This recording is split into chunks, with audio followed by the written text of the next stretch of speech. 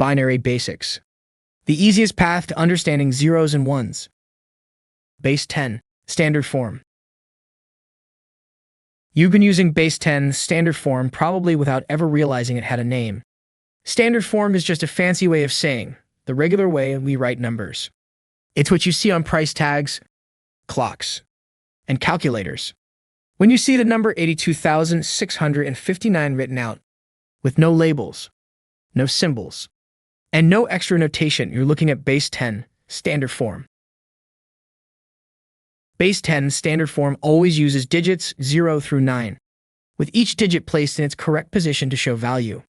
Remember from our last lesson that place value is everything. The position of each digit tells you how much it's worth. But there is a catch.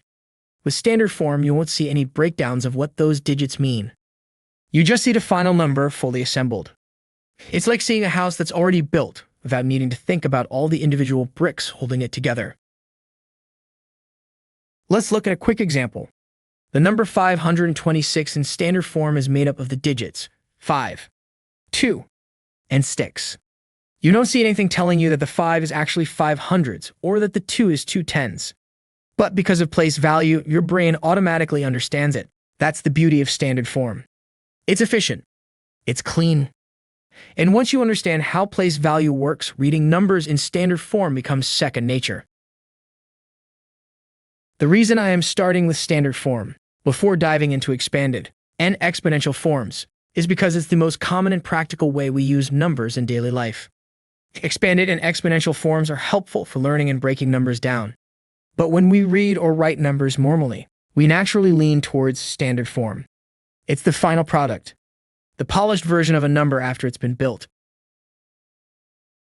So to sum it up, Base-10 standard form is simply the way we write numbers every day using the digits 0 through 9.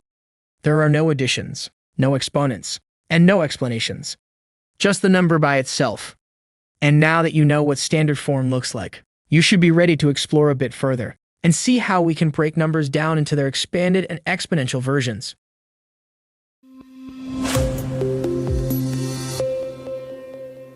Thank you for watching.